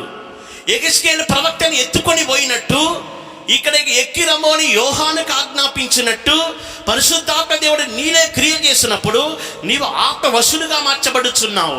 పరిశుద్ధాత్మ దేవుడి వశమున నీవు మార్చబడినప్పుడు 200 ఆత్మీయ వరములు 200గా 9 వరాలు 200గా పొందుకొని దేవునికి అది పరిశుద్ధ నామానికి స్తోత్రం. 18 అనే సంఖ్య నీలో నెరవేర్చబడాలంటే ఆత్మీయ వరములు 200గా నీ మీదికి రావాలి. దేవునికి అది పరిశుద్ధ నామానికి మహిమ కలుగును గాక. ఈ దినములలో మనము ఈ ఆత్మీయ వరముల గురించి ఎక్కువ పట్టించుకోని స్థితిలో జీవిస్తున్నాం. ఏదో ఉన్నామా, పెంతెకోస్తలు ఉన్నామంటే ఉన్నాం, ఆదివారం చర్చికి వస్తున్నాం, ఏదో పాటలు పాడుతున్నాం, ఆత్మలు నింపబడుతున్నాం, వాక్యం చెప్పుచున్నారు, ప్రసంగం వింటున్నాం, దేవునికి స్తోత్రం. ఇంటికి తిరిగి వెళ్ళిపోతున్నాం. పోతే ఇంకా మళ్ళీ మధ్యలో కనబడం, మళ్ళీ ఆదివారం 9 గంటలకు ఆరాధన అంటే 10కి వస్తాం, 11 గంటలకు వస్తాం, కొంచెం కూర్చుని మళ్ళీ తిరిగి వెళ్ళిపోతాం. ఎన్నో సమస్యలు, కుటుంబ సమస్యలు, ఆర్థిక ఇబ్బందులు, వ్యాధి, పోరాటాలు, పిల్లల గురించిన బాధ, దీనిలోనే మనం మునిగి మనం ఏం చేస్తున్నాం? దేవుడు మనకు అనుగ్రహించే ఆత్మీయ ఆశీర్వాదములను మనం పోగొట్టుకొనిచున్నాం. ఈ దినాల్లో పరిశుద్ధాత్మ యొక్క వరములు కరువైంది. పరిశుద్ధాత్మ యొక్క క్రియ కరువైంది. అన్ని భాషలు, నానా భాషలు మాట్లాడే వరం అనేది అడ్రస్ లేకుండా పోయింది. ఈ దినాల్లో దొరకట్లే. ఎవరు అన్ని భాషలు మాట్లాడుచున్నారని అర్థం రావట్లేదు. నానా భాషలు మాట్లాడే వరం ఉన్నది, ఆ భాషలకు అర్థం చెప్పే వరం ఉన్నది, ప్రవచన వరం అనేది ఒకటి ఉంటున్నది, స్వస్థపరచు వరం అనేది ఒకటి ఉంటున్నది, అద్భుతాలు చేసే శక్తి అనేది ఒకటి ఉంటున్నది, విశ్వాస వరం ఉంటున్నది, జ్ఞానవరం అనే ఒకటి ఉంటున్నది. దేవునికి అది పరిశుద్ధ నామానికి మహిమ కలుగును గాక. ఈ భూమి మీద దేవుడు మన నిమిత్తమై సిద్ధపరచిన ఎన్నో ఆశీర్వాదాలు ఈ భూమి మీద ఉన్నాయి. మనం పొందుకోవలసింది ఎంతో ఉన్నాయి. మనం ఇంతటితో మనం ఏం చేస్తున్నాము? సమాప్తము, ఇంతటితో ఇంకా చాలులే. ఈ సమస్యల మధ్యలో మనం పడి జీవిస్తున్నాం. ఇంకా మనకున్నటువంటి సమస్యలే గొప్పగా ఉంటుంది. ఇవన్నీ ఎవరికి కావాలి? ఈ దినాల్లో మన ఆలోచనలు అట్లా మారిపోయింది. అందువలన ఏం చేస్తున్నామంటే దేవుడు మన కొరకు సిద్ధపరచిన వాటిని పొందలేకపోవచ్చున్నాం. సొలొమోను మందిరములో 18 మూరల ఎత్తు కలిగినటువంటి ఇతడి స్తంభములను సొలొమోను రాజు నిలబెట్టి ఉన్నాడంటే జ్ఞానము కలిగినటువంటి ఒక రాజు పాత నిబంధన కాలంలో జీవించిన ఒక రాజు ఏదో ఒక పేరుకు ఏదో నామకార్థంగా స్తంభాన్ని నిలబెట్టాలని అంటానికి వీలు లేదు. దేవుని యొద్ద నుండి ప్రకటన కలిగి మందిరమును కట్టించెను. ఆ మందిరమును నిలబెట్టిన స్తంభములు 18 మూరల ఎత్తు కలిగి ఉంటున్నవి. ఆత్మీయ వరమును పొందుకుని 200 అభిషేకం మన మీద ఉండాలి. ఏలి ఆత్మ మన మీద ఉండాలి. దేవుని యొక్క అధిపరిశుద్ధ నామానికి స్తోత్రం. నీకు కలిగిన ఆత్మ వరములలో 2 పాలు నా మీదికి రావలను. ఈ దినములో మీలో ఎంతమంది ఇలాగ దేవుని సన్నిధిలో అడగబోచున్నారు? ప్రభువా, ఆ ఆత్మ వరములు 2 పాలు నా మీదికి రావాలి. 9 × 2 18. దేవునికి స్తోత్రం. 200 ఆత్మ నా మీదికి రావాలి. నాకు కృపను అనుగ్రహించమని ఎంతమంది అడుగుచున్నాం? పరిశుద్ధాత్మిక వరమును పొందుకొని ఈ భూమి మీద మనం మండుచున్న నిప్పులతో సమానముగాను దివిటిలతో సమానముగాను ఉండాలని ప్రభు మన పట్ల కోరుచున్నాడు. అభిషేకమునందున కెరూబువై నీవు ఒక ఆశ్రయముగా ఉంటివి. కాలుచున్న రాళ్ల మధ్యలో సంచరించుచుంటివి. ఆ కాలుచున్న రాళ్లే ఆత్మీయ వరములు. దేవుని యొక్క అధిపరిశుద్ధ నామాని స్తోత్రం. ఈ దినాల్లో మన జీవితం ఎలాగ ఉంటున్నది? దేవుని దగ్గరికి ఇంకా మనము చాలా దగ్గర చేరవలసి ఉన్నది. నేనే కానీ మీరే కానీ చాలా దూరంగా ఉంటున్నాం అనేది తెలుసుకోవాలి. ఈ దినాల్లో మనము దేవునికి చాలా దూరంగా ఉంటున్నామని తెలుసుకోవాలి. ఎంతకంతగా మనం దేవునికి దగ్గర, దేవునికి సమీపంగా చేరుస్తున్నామో అంతకంతగా ఆత్మీయ అనుభవాలు పొందగలము. దేవునికి స్తోత్రం. దేవుడు ఆది యందు భూమి ఆకాశమును సృష్టించారు. నీళ్లను చూచి సృష్టించినప్పుడు నీళ్ళలో జీవించే చేపలను దేవుడు కలుగజేశాడు. నీళ్లను చూచి పుట్టించుడుగాక అన్నాడు. అలాగే నీళ్ళలోని చేపలు, సముద్రపు చేపలు, రకరకాల జాతి చేపలు కలిగినాయి. దేవునికి స్తోత్రం. నేలను చూచి దేవుడు మాట్లాడాడు. దేవుడు నేలను చూచి ఏమని మాట్లాడాడు? తమలో తమ విత్తనము కలిగినటువంటి ప్రతి చెట్లను, వృక్షములను, చెట్టు మొక్కలను కలుగజేయనుగాక అన్నాడు. వెంటనే నేల ఏం చేసింది? విత్తనములతో కూడినటువంటి చెట్లను కలుగజేసింది. దేవునికి స్తోత్రం. ఆయన మానవుడిని కలుగజేసినప్పుడు మాత్రము ఏ నేలను చూడలేదు, ఏ నీళ్లను చూడలేదు, దేన్ని చూడలేదు.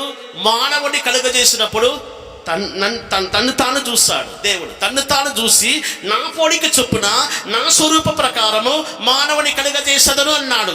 హల్లెలూయా చెప్పండి. ఒక చేపను నీళ్ళలో తీసి బయట పడేయండి, చేప ఏమవుతుంది? నేను చెప్పేది మీకు అర్థమవుతుందా? అర్థమైంది అనేవారు గట్టి ఒక హల్లెలూయా చెప్పండి.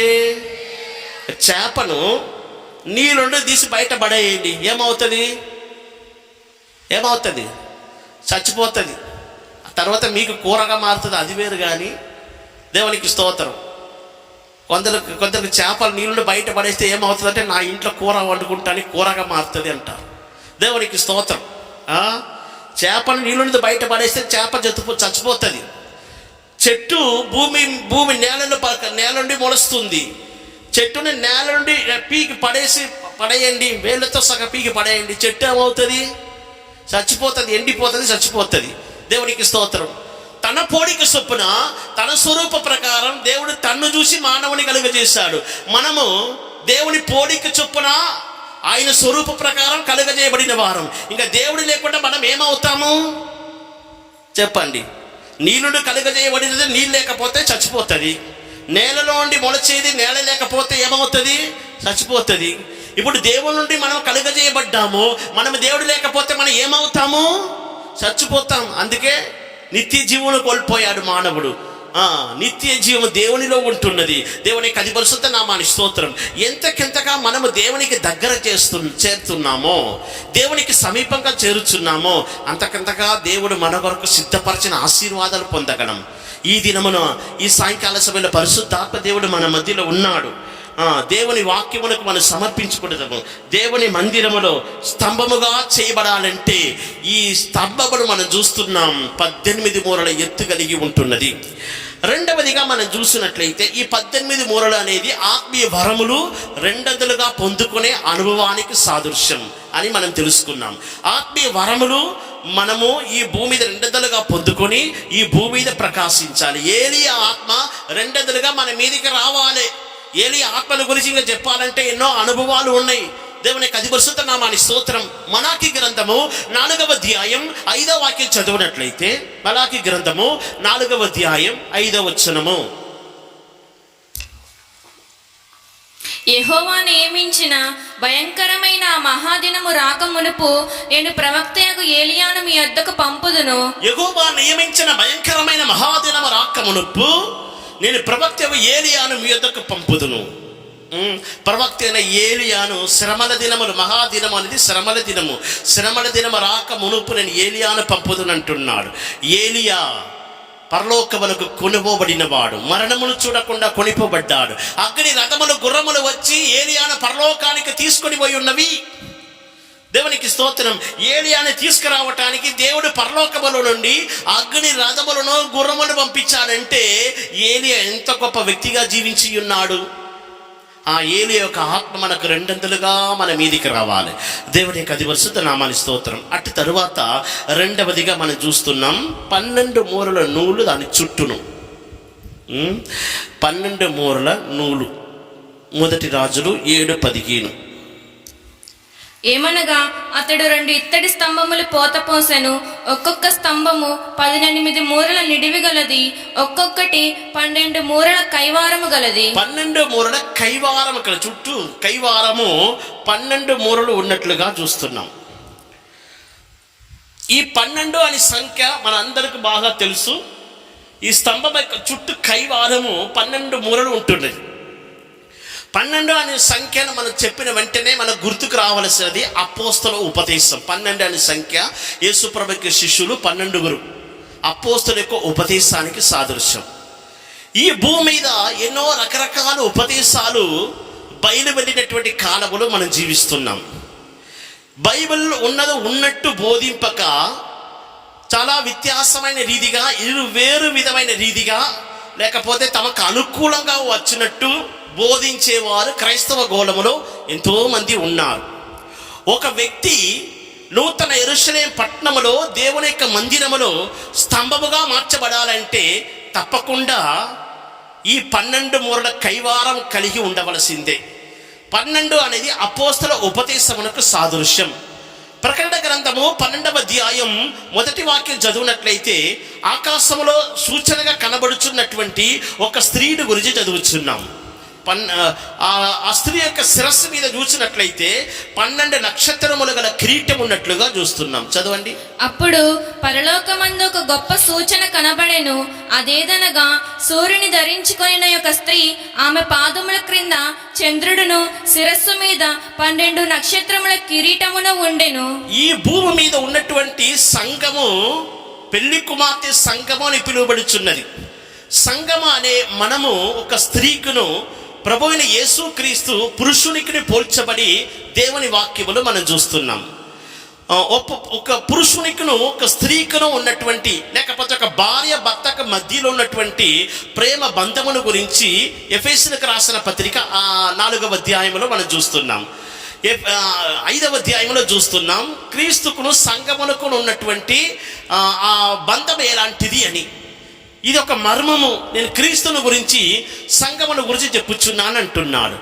సంఘమును ఒక స్త్రీకి పోల్చబడి ఉన్నట్లుగా వాక్యములు మనం చూస్తున్నాం. సంఘము స్త్రీకి పోల్చబడి ఉన్నది. అందువల్లనే ప్రకటన గ్రంథము 12వ అధ్యాయంలో ఉన్నటువంటి ఆ స్త్రీ కొత్త నిబంధన కాల సంఘమునకు సాదృశ్యంగా కనబడుచున్నది. ఈ దర్శనము గురించి మనము ఇంకనే వివరించాలంటే ఎన్నో కార్యాలు చెప్పవచ్చును, కానీ ఒక్క విషయమును మాత్రము, ఒక కార్యమును మాత్రము తెలుసుకునేదేమో 12 నక్షత్రములు గల కిరీటము ఆమె శిరస్సు మీద ఉండే. దేవునికి స్తోత్రం. ఇప్పుడు ఒక కిరీటము అని అన్నప్పుడు వారికి ఆ కిరీటం అనేది మహిమను తీసుకొని వచ్చుచున్నది, ఘనతని తీసుకొని వచ్చుచున్నది. ఈ భూమి మీద ఎంతో స్త్రీలను మనం చూస్తున్నాం. ఆయన కిరీటం లేని స్త్రీలే చాలా మంది కనబడుతున్నారు. ఆ కిరీటం అనేది ఏంటి? 12 నక్షత్రములు గల కిరీటం. ఎన్నో నామకార్థ సంఘాలు ఈ భూమి మీద ఉంటున్నవి, క్రైస్తవ సంఘాలు ఉంటున్నవి. ఆయన అపోస్తల ఉపదేశం లేని సంఘాలు 12 నక్షత్రములు లేని కిరీటం, 12 నక్షత్రములు గల కిరీటము లేని స్త్రీ వలె కనబడుచున్నారు. అవి సంఘము కావు. ఒకవేళ సహవాసం అని అనవచ్చు. దాని పేరు ఏంటంటే సహవాసము, లేకపోతే ఐక్యత అని చెప్పవచ్చును. కానీ సంఘం అనేది ఒకటే. పరమగీతములో మనం ఏమని చదువుచున్నాం? పరమగీతము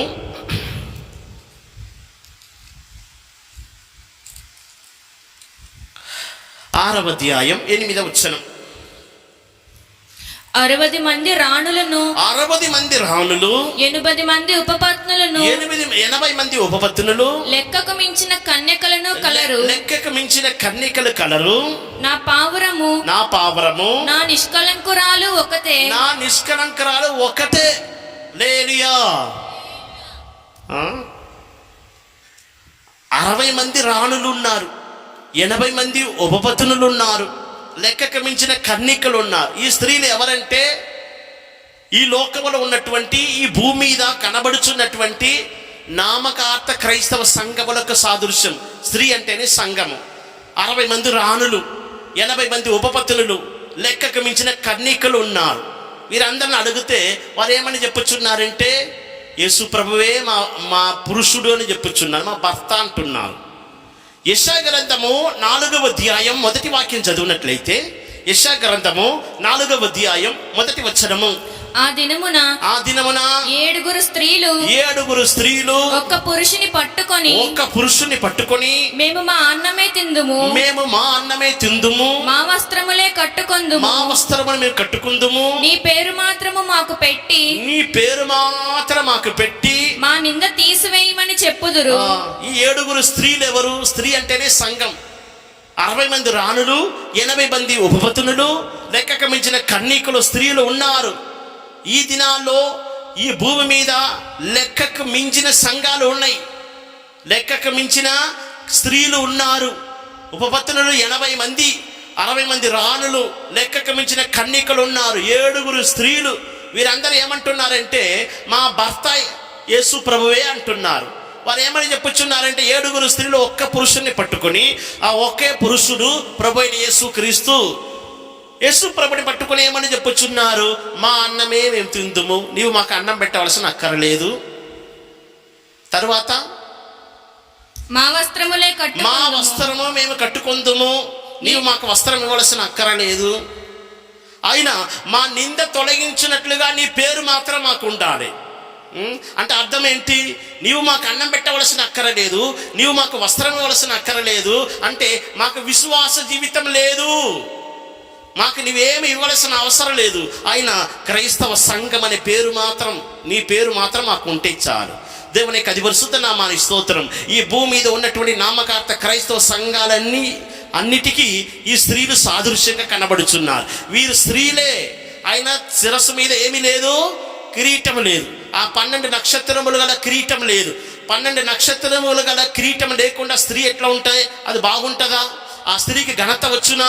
ఆ స్త్రీకి మహిమ వచ్చునా? ఆ ఆకాశములో సూచనగా కనబడుచున్న స్త్రీ 12 నక్షత్రములు గల కిరీటమును శిరస్సు మీద ధరించుకొని ఉన్నది. ఆ వాక్యములో మనం ఏమని చదువుచున్న? పరమగీతము 6వ అధ్యాయము అటు తర్వాత వాక్యం, నా పావురము, నా నిష్కలంకురాలు ఒకటే సంఘం. దేవునికి స్తోత్రం. సంఘం ఒకటే. ఆ సంఘం ఏంటి అని ఏంటి అడిగితే కొందరు అంటారు, ఈ భూమి మీద ఏం పేరు, ఏదో ఒక పేరు ఉంటుంది కదా, ఆ పేరు చెప్పండి అంటారు. దేవునికి అది పరిశుద్ధ నామానికి స్తోత్రం. సంఘం ఒకటే. ఆ సంఘము అపోస్తల ఉపదేశం కింద ఉండాలి. అదే పెళ్లి కుమార్తె సంఘం. క్లుప్తంగా ఒకే మాటలో చెప్పాలంటే అపోస్తల ఉపదేశం ఉండాలి. అపోస్తలు అంటే ఎవరు? పిలువబడిన వారు, అభిషేకింపబడిన వారు, ప్రతిష్టత కలిగిన వారు.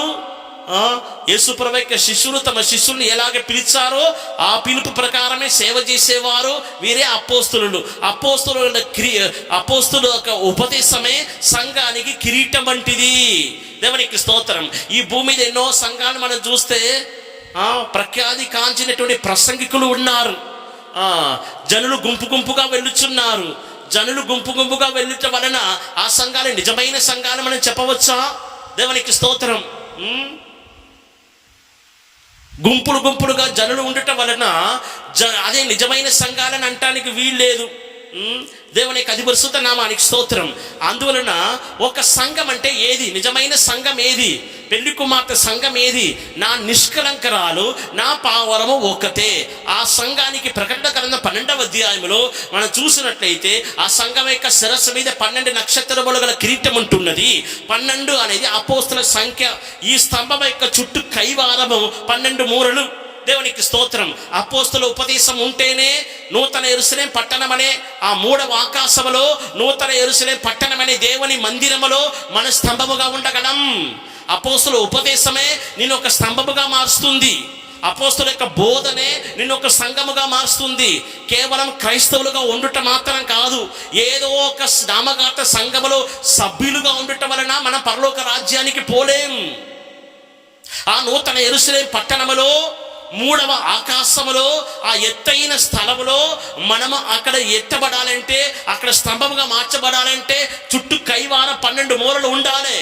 అపోస్తుల ఉపదేశమే ఈ 12 అనే సంఖ్య బయలుపరచుచున్నది. దేవుని యొక్క అధిపరిశుద్ధ నామానికి స్తోత్రం. అందువలన మనకు దేవుడు అనుగ్రహించినటువంటి ఈ అపోస్తుల ఉపదేశం కొరకు దేవునికి కృతజ్ఞతాస్తుతి చెల్లించాలి. అపోస్తుల బోధ నిమిత్తమై, ఉపదేశం నిమిత్తమై మనము దేవునికి కృతజ్ఞతాస్తుతి చెల్లించాలి. స్తోత్రాలు చెల్లించి దేవుని నామాన్ని మహిమపరచాలి. దేవుని యొక్క అధిపరిశుద్ధ నామానికి స్తోత్రం. అందువలన ఈ స్తంభము మనకు నేర్పించుచున్న సత్యము గురించి ఈ దినములో మనం వాక్యం తెలుసుకొని ఉన్నాం. ఒకటి, ఈ స్తంభములు ఇత్తడి స్తంభములు. రెండవదిగా ఈ స్తంభములు 18 మూరల ఎత్తుగలవి. మూడవదిగా ఈ స్తంభములు 12 మూరల చుట్టూ కైవారం కలిగి ఉన్నట్లుగా చూస్తున్నాం. ఇత్తడి స్తంభం అనేది కృపా స్తంభమై ఉన్నది. రెండవదిగా 18 మూరలు అనేది ఆత్మీయ వరముల 2 పాలు సత్యమును బయలుపరచుచున్నది. మూడవదిగా 12 మూరల కైవారం అనేది అపోస్తల ఉపదేశమునకు సాదృశ్యం. మిగిలిన కార్యమును దేవుని చిత్తమైతే రేపటి దినం మనము తెలుసుకునేదాము. ప్రభు మనల్ని ఆశీర్వదించును గాక. అందరు లేచి నిలబడదాం. అందరి కళ్ళు మూసుకునేదాము. వాక్యములకు సమర్పించుకునేదాము. ప్రభువా, నీ ఆత్మల 2 పాలు నా మీదికి రావాలి అని అందరూ ప్రార్థన చేయండి. నీ విశ్వాసముతో ప్రార్థన చేసినట్లయితే విశ్వాస సహితమైన ప్రార్థన నిన్ను రక్షించుచున్నది. నీకు కలిగిన ఆత్మ వరముల 2 పాలు నా మీదికి రావాలని ఎంతమంది కోరుకుంటున్నారు? ఆ ఏలి ఆత్మ నీ మీద 2 పాలు వచ్చినట్లయితే ఈ 18 మూరల ఎత్తు కలిగినటువంటి ఈ స్తంభముగా నీవు మార్చబడగలవు. హల్లెలూయా. స్తోత్రం, స్తోత్రం, స్తోత్రం, స్తోత్రం. అందరి కళ్ళు మూసుకునేదాము. పరిశుద్ధాత్మ దేవునికి సమర్పించుకునేదాము. ప్రభువా, నీ ఆత్మని నాకు అనుగ్రహించుము, నీ కృపని నాకు అనుగ్రహించుము, నీ కృపని నాలో పోయమని దేవుని సన్నిధానంలో ప్రార్థన చేయండి. ఎంతకంతగా దేవుని యొక్క కృప నీలో పోయబడుచున్నదో అంతకంతగా ఇత్తడి స్తంభముగా నిలబెట్టబడగలవు.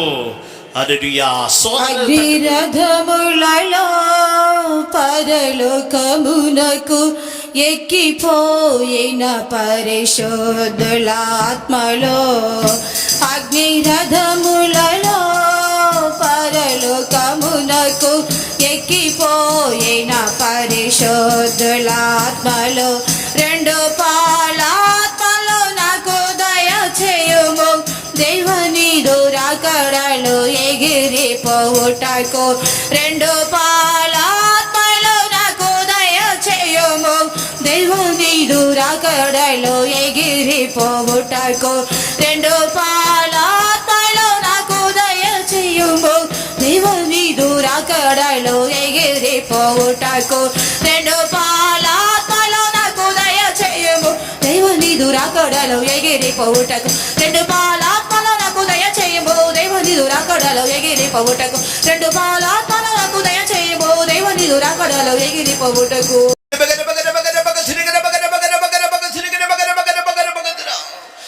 మనము దేవుని యొక్క సత్యవాక్యములు విని ఉన్నాము. మనమందరము పెండ్లి కుమార్తె సంఘముగా కనబడాలి. ప్రభు యొక్క పాదములు మనము చూస్తున్నాము. కొలిమిలో పుట్టుము వేయబడిన పాదముల వలె కనబడుచున్నాయి. సంఘం యొక్క స్థిరం మీద మనం చూస్తున్నాము. 12 నక్షత్రములు కనబడుచున్నవి. శ్రమ పడినటువంటి పాదములు, సువార్త ప్రకటించే వారి పాదములు సుందరములని మనం చూస్తున్నాం. అలాగనే శ్రమ పడినటువంటి అపోస్తుల పాదములు, క్రీస్తు యొక్క పాదములు పుటం వేయబడి అగ్నిలో నుంచి వచ్చినట్లుగా మనం చూస్తున్నాం. దేవుని ప్రజలు శ్రమపడి కష్టపడి సువార్త నిమిత్తమై మనకు అప్పగింపబడినటువంటి అపోస్తుల బోధలో ఉన్నత సత్యములో ఆ సత్యము కొరకు పోరాడి మనమంతా పరిశుద్ధ సంఘముగా మారాలి. ప్రభు అతి సమీపముగా మన కొరకు శీఘ్రముగా వచ్చుచున్నారు. విని సత్యవాక్యములన్నీ మనలో ఫలింపబడినట్లుగా మనం ఆ పెండ్లి కుమార్తె యొక్క సంఘముగా మార్చబడే అభిషేకం దేవుడు మనకు అనుగ్రహించాలి. స్తోత్రించెదము. స్తోత్రం స్తోత్రం స్తోత్రం స్తోత్రం స్తోత్రం స్తోత్రం స్తోత్రం. నామకార్థ స్థితిలో నుండి దేవుడు ఉన్నత సత్యములో సత్యమందు దేవుడు మనని ప్రతిష్ఠ చేసి ఆ మహిమగల రాకడకు రాజ్యమునకు మనల్లో ఒక్కొక్కరిని సిద్ధపరిచినట్లుగా స్తోత్రించెదము. స్తోత్రం స్తోత్రం స్తోత్రం స్తోత్రం స్తోత్రం స్తోత్రం. కేవలం నామకార్థ స్థితిలో పేరుకు మాత్రమే క్రైస్తవులు అనబడిన వారందరూ రూపాంతరము చెంది పెండ్లి కుమార్తె సంఘముగా మారునట్టు స్తోత్రించెదము. స్తోత్రం స్తోత్రం స్తోత్రం స్తోత్రం స్తోత్రం స్తోత్రం. ఈ 4వ దిన కూటములో దేవుడు మనకిచ్చిన సహాయం కొరకై స్తోత్రించెదము. సమస్తమును దేవుడు అనుకూలపరిచిన దయ కొరకు స్తోత్రించెదము. దేవుడు తీసుకొచ్చినటువంటి వారందరి నిమిత్తమై స్తోత్రించెదము. సమీపముగాను దూరముగాను ఉండి శబ్దయంత్రముల ద్వారా దేవుని వాక్కులు విని తమ్మును తాము దేవుని యొక్క వాక్కులకు అప్పగించుకొని ప్రార్థించిన వారందరినీ దేవుడు పరిశుద్ధ సంఘముగా మార్చాలి. స్తోత్రించెదము. స్తోత్రం స్తోత్రం స్తోత్రం స్తోత్రం స్తోత్రం స్తోత్రం స్తోత్రం. మిగిలిన కూటాలన్నిటినీ దేవుడే ఘనపరిచి నడిపించినట్లుగా స్తోత్రించెదము. ఈ 4వ దిన కూటములో మనకి తోడై నడిపించిన తండ్రి కుమార పరిశుద్ధాత్మ దేవుని స్తోత్రించెదము. మనందరినీ పరిశుద్ధపరిచి పవిత్రపరిచి ఆ మహిమగల రాకడకు రాజ్యములకు సిద్ధపరుస్తున్న త్రియేక దేవుని స్తోత్రించెదము.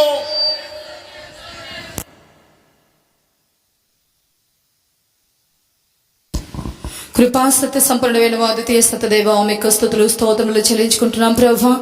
ఈ 4వ దిన కూటానికి ప్రభా మీరు మా మధ్యకు వచ్చి పరిశుద్ధాత్మ దేవుడిగా మీరు మా మధ్యలో సంచరించి ప్రభా సమస్త ఆటంకాలు తొలగించి ప్రభా నాథా ఈ 4వ దిన కూటాన్ని మీరు భారం వహించి నడిపించిన కృప కొరకై స్తోత్రము తండ్రి.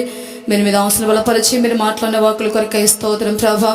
మరి సలోమోను తండ్రి మందిరము కట్టించి అందులో ప్రభా 2 స్తంభములను నిలిపి ఉన్నాడని ప్రభా మీ వాకుల ద్వారా మాట్లాడిన కృప కొరకై స్తోత్రం.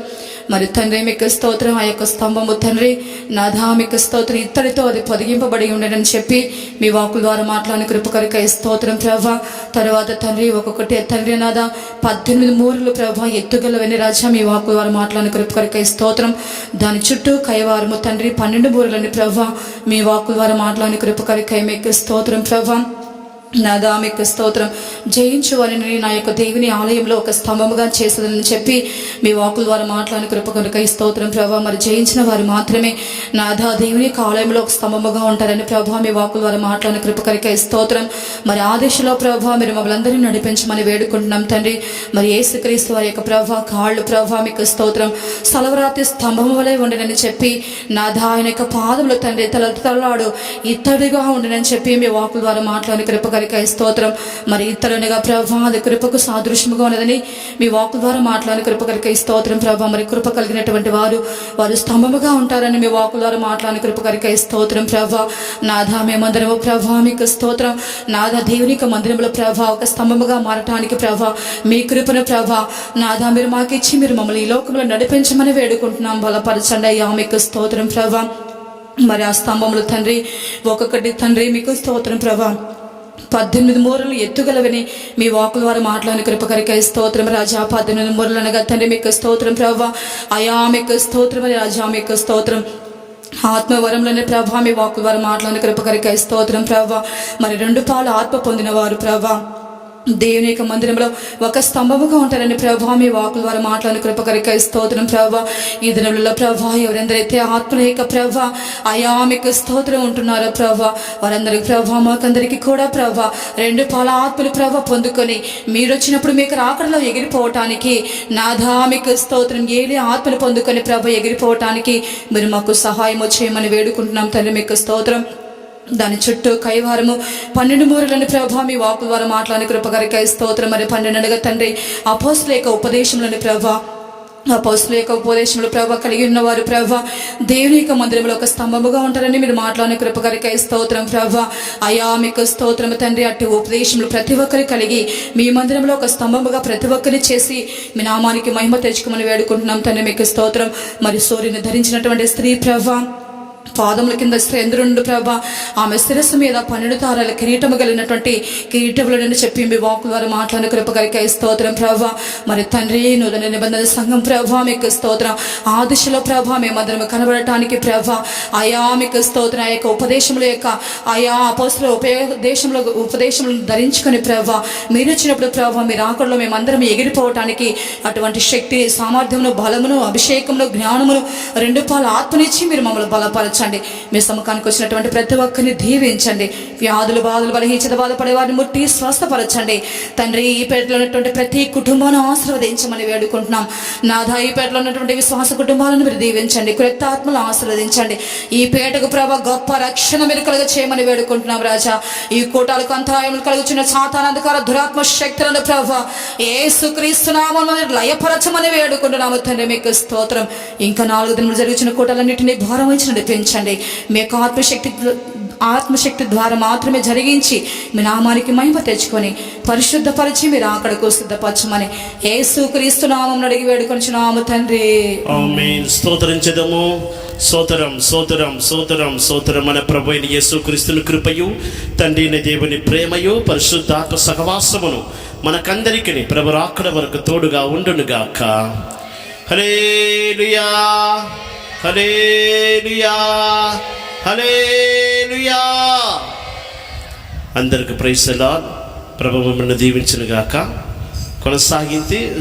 కొనసాగించి ఆదివారం సాయంకాలం వరకు కూటం జరిపించబడుతుంది.